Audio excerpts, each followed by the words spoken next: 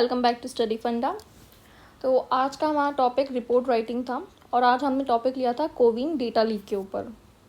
अगर आपको पता हो या किसी ने न्यूज़पेपर जो डेली अब तक रीड कर रहा होगा उसे पता होगा कि कोविन डेटा लीक अभी हुआ है और उसके ऊपर बहुत ज़्यादा पॉलिटिकली बहुत ज़्यादा स्टेटमेंट आ रही है। अपोजिशन पार्टी कुछ कह रही है, गवर्नमेंट हमारी कुछ कह रही है, तो इसलिए रिपोर्ट राइटिंग के लिए एक इम्पॉर्टेंट टॉपिक हो जाता है। अच्छा, इसको स्टार्ट करने से पहले एक ये बताइए आप ई वैक्सीन इंटेलिजेंस नेटवर्क, क्योंकि आप पेपर 1 की तैयारी ऑलमोस्ट सबकी आई होप ट्रैक पर ही होगी, तो आप ये बताइए ये किस चीज़ से है, इसी से रिलेटेड है इसलिए मैंने पूछा है। और एक चीज़ और बताइए कि इंडिया की फर्स्ट इंडिजीनियस वैक्सीन कौन सी है कोविड-19 की। इंडिया की फर्स्ट इंडिजीनियस कोविड-19 वैक्सीन, ये 2 चीज़ आप बताइए कमेंट सेक्शन में बताकर। चलिए स्टार्ट करते हैं आज का डिस्कशन। फिर रिपोर्ट राइटिंग का फॉर्मेट प्रवीण सर कई बार डिस्कस कर चुके हैं, तो आई थिंक ये आपको पता होगा।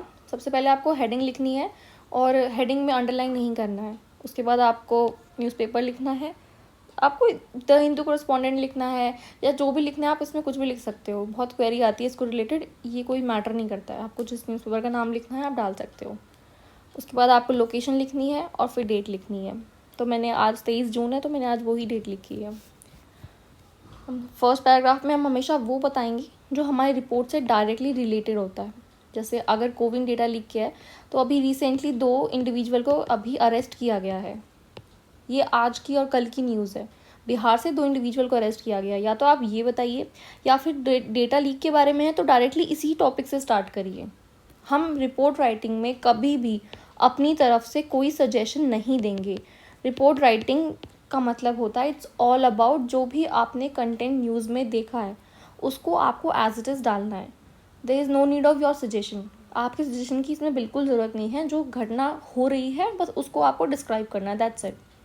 तो हमने यहाँ से स्टार्ट करा है कि 12 जून को CoWIN portal had suffered a data breach as per reports a bot on the messaging platform Telegram was allegedly returning personal data of Indian citizen who registered with the COVID-19 vaccine intelligence network CoWIN portal for vaccination purposes. The bot spewed out personal details like name, Aadhaar, passport number upon entry of phone numbers. इस ऐसा नहीं है ये first data breach है, इससे पहले भी India में बहुत चीज़ों को लेकर डेटा ब्रीच हुए हैं। जैसे जोमेटो का हुआ था, स्विगी का हुआ था, जैसे SBI का भी डेटा एक बार ब्रीच हुआ था। तो इसलिए जब भी कोई ऐसी न्यूज़ आती है ना तो आप सबसे पहले उसमें एजेंसी देखा करो। जैसे इंडिया की साइबर कंट्रोल सिक्योरिटी एजेंसी कौन सी है टॉप मोस्ट।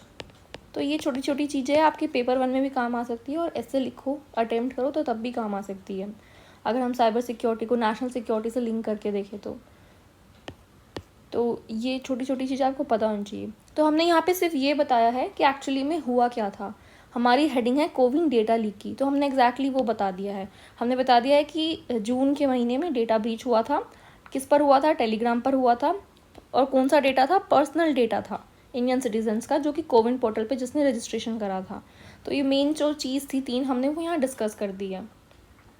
उसके बाद अब हम देखिए सेकंड पैराग्राफ पे आते हैं। सेकंड पैराग्राफ में या तो आप डिस्कस कर सकते हो कि गवर्नमेंट ने कोई एक्शन लिया हो, आप वो बता सकते हो, या किसी अपोजिशन पार्टीज़ ने या कोई किसी एनालिस्ट ने कुछ कमेंट करा हो, आप वो बता सकते हो। तो हमने यहाँ पे पॉलिटिकली इन्वेस्टिगेटिंग जो बहुत ज़्यादा मैं आपको बोलूँ पॉलिटिकली इंस्टिगेटिंग कमेंट्स आ रहे हैं, हमने वहाँ पे ये वो डिस्कस करे हैं। तो यहाँ हमने लिखा है opposition party demanded a thorough investigation seeking a judicial probe into the government entire data management apparatus. Actually में अपोजिशन पार्टी का ये कहना है कि कोविन पोर्टल लिंक है एक्चुअली में बहुत चीज़ों से। अगर उसका डेटा ब्रीच हो रहा है तो पता नहीं डार्क नेट पे कितनी चीज़ों का डेटा ऑलरेडी ब्रीच हो चुका होगा। तो इसलिए बोला है कि गवर्नमेंट का जो एंटायर डेटा मैनेजमेंट अपैरेटस है उसकी एक जुडिशियल प्रोब की जाए, वो कितना सेफ है या नहीं है। यहाँ पर जबकि हमारी हेल्थ मिनिस्ट्री का ये कहना है that reports of data breach and that allegations were mischievous in nature।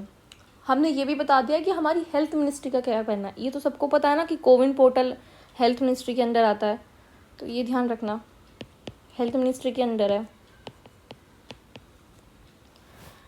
तो हमारी अपोजिशन पार्टी का ये कहना है कि जुडिशियल प्रोब होनी चाहिए, हेल्थ मिनिस्ट्री का कहना है मिस्चीवियस इन नेचर है ये। और हमारे IT मिनिस्टर ने ये कहा है Nodal Cyber Security Agency had reviewed the alleged breach and found that CoWIN platform was not directly breached. Actually में पूरी स्टेटमेंट यहाँ पे मेंशन करने की ज़रूरत नहीं है। उन्होंने ये कहा है कि यहाँ पे डायरेक्टली ब्रीच नहीं हुआ है कोविन प्लेटफॉर्म, और जो पुराना डेटा ऑलरेडी कभी स्टोलन था ना, वो ही डाल दिया गया है। ये IT मिनिस्टर का बयान है।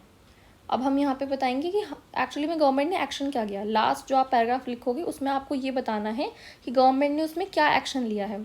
तो हमने लेटेस्ट, क्योंकि हम 23 का लिख रहे हैं, तो हमने 21 जून की इन्फॉर्मेशन डाल दी है यहाँ पे कि लेटेस्ट में तो दिल्ली पुलिस ने अरेस्ट कर लिया है 2 इंडिविजुअल को जो इस केस में इन्वॉल्व है। The accused manage to access the CoWIN database without permission and acquired sensitive information such as vaccination record and personal detail of individual. Later, it was alleged that the accused shared this confidential data on Telegram channels, resulting in wider dissemination.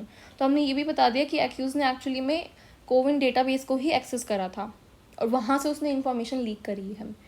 तो यहाँ पे ये सारी चीज़ें बताने के बाद हमने एक लास्ट में जब आपको कंक्लूड करनी है अपनी रिपोर्ट, तो आप ये बता दो कि एक्चुअली में इन सबको हैंडल कौन कर रहा है।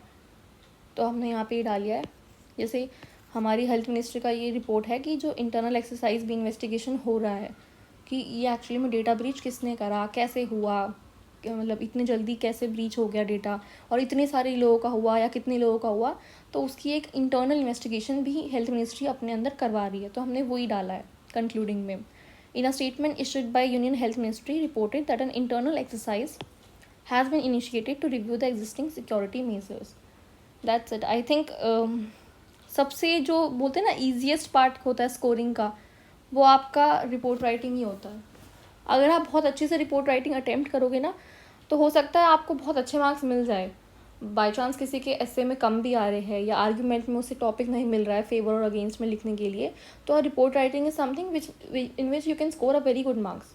तो हमेशा मार्जिन बना के रखना है और अपनी वीक और स्ट्रॉन्ग पॉइंट्स को देखना है कि किसी की ऐसे अच्छा है, किसी का रिपोर्ट राइटिंग अच्छा है। क्योंकि रिपोर्ट राइटिंग में आपको कुछ भी नहीं करना होता, आपको सीधा बस वो इन्फॉर्मेशन डालनी होती है जो आपने न्यूज़पेपर में पढ़ी है। तो डेली न्यूज़पेपर रीडिंग से रिपोर्ट राइटिंग आप बहुत इजीली कर सकते हो।